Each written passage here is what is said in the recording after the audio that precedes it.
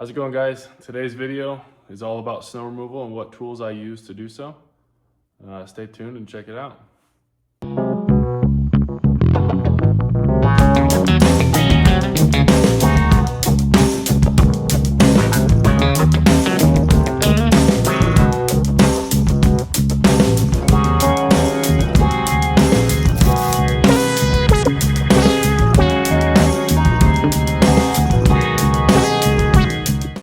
All right, guys, so as you can see, I've got quite a few different tools that I use. All of them have their place and everything is equally as important. All right, to start, we'll go over all the hand tools that I use. That's a broom to brush off vehicles, especially whenever they get a ton of snow built up on top. That longer reach is much nicer than those little handheld snow scrapers. After that, I use a squeegee. I'm fortunate to have a heated garage. As you can tell, the heater just kicks on. So once I bring all these things inside, the snow starts to melt off and then there's just a watery mess in here. So I use a squeegee to clear that out. I try to get most of the snow off of this stuff before it comes in, just to minimize the amount of mess that is created in here. And then if I can't get any of it off, then I'll wait till it warms up a little bit. And then you can just plop it off onto the ground and use the squeegee to shove it outside before it really melts down into just straight water. I've noticed that the water gets underneath the mats, especially on some uneven spaces that I have, just like this right here, and it takes forever for that water to dissipate. I can use this little fan, that does help, just to get some airflow on it. It helps push it around. But for the most part, I try to get all of the snow, as much as I can anyways, off of these units outside before they come in. The last piece to the hand tool collection is the shovel. Obviously that speaks for itself. I use that around garage doors, sidewalks, stuff like that. With the shovel, I threw on this little connection piece onto my back blade that holds it on there. This has been really handy for going around the neighborhood, helping other people out. I just got this little thing from Tractor Supply and used some stainless self-tappers right into the side of it. Probably not the best solution, but it works and it was cheap and pretty simple to find. All right, so up next is the old trusty. This sucker was $5 at a garage sale. It's a 2-stroke snowblower. So it's loud, but hey, it works. I just threw a new spark plug in it last night. That video is on my shorts page. Go check it out. I had a lot of fun making that one. One big issue with this thing is the chute locking mechanism is broke. So I just took some chicken wire and now it's just stuck to the left. I'll throw up a video of how this makes sense and how you can snowblow with just one chute direction. Sure, it's a little bit more complicated than just moving it around, but it is possible just to leave it on. One other nice thing about this is it has electric start, but it doesn't have a battery. You just plug a extension cord in. You can see my extension cords didn't fit, so I had to cut this little slot out of it. But yeah, you just throw an extension cord right in there and hit the button. It turns over for you and it works great. It's a little hard starting, but it's not too bad because I don't have to use the pull cord. Another thing to note about this thing is it's got these little plastic tines. They're not metal, which is kind of nice because this is not self-propelled.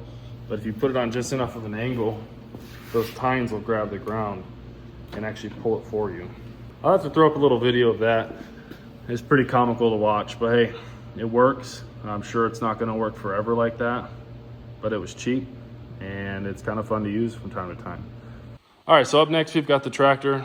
This has a back blade in the rear as well as a 59-inch, I believe, snowblower in the front. Now this thing has been great this year. We have not really had enough snow to truly test it. I haven't been able to bog it down any. Not really looking to, but sometimes it's kind of fun to push stuff to the limit. So we'll start with the back of it. We've got the back blade here. As you can tell, I've got the shovel mounted on there just for getting around driveways and smaller porches and whatnot. But in the back, you can pull this pin here and this blade will actually spin 360 degrees around there, and you can lock it into any of those little positions. And you can see there where the holes are. That's kind of nice because I can spin this cutting edge around and start pushing snow in reverse. But another function that I use all the time is tilting the blade. So you can tilt it one way or another. I mean, you saw the holes. You can tilt it however you want, and that'll allow your snow to kind of go to one side or the other.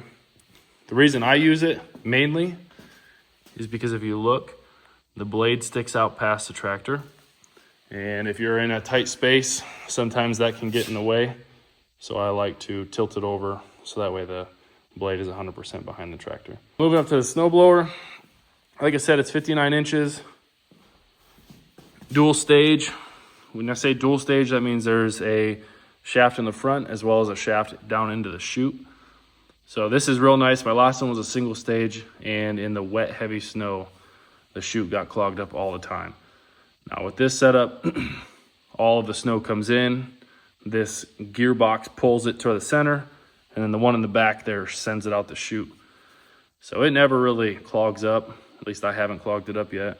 One other tip that I have to solve the clogged up chute problem is you just take some WD-40 and you spray it all in here. And what that does is kind of lubes up that surface. Obviously, once the snow hits it, it doesn't want to stick and it just flows right out. What I would like to eventually is put in a little electric actuator on, oh boy, you get the point. You can put an actuator right here and that'll allow you to move this chute up and down. That would be really nice for tight driveways because you can essentially angle this piece straight down and straight out to the side, and what it'll do is just throw all your snow right here rather than sending it 20 feet away. In my neighborhood, that'd be nice because all these houses are relatively close together, and at times I'm sending snow over to the neighbor's house, which isn't always great.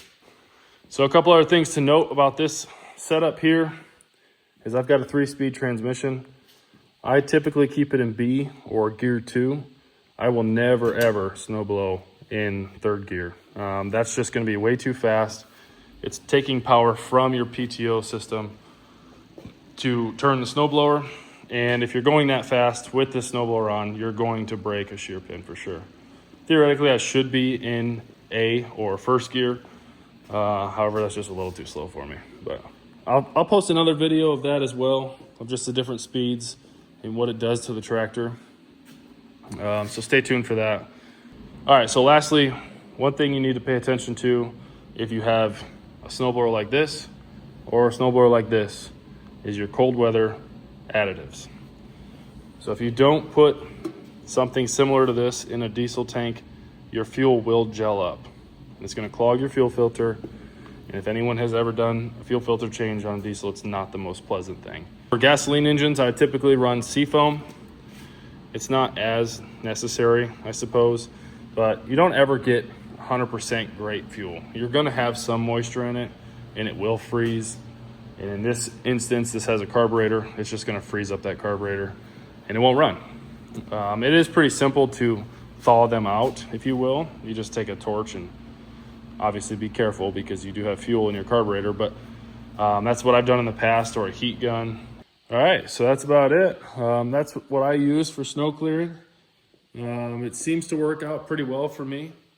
I have fun out there as much as you can in the cold anyways. I would like to see about getting some more equipment in the future, maybe testing some stuff out, maybe a snow pusher for the front of the tractor. Who knows? But stay tuned and check out some more videos on the channel. I'm trying to make as many videos as I can that may be interesting. I don't know. Leave me some comments. Let me know what you think. And if you guys want to see anything particular, let me know. Thanks.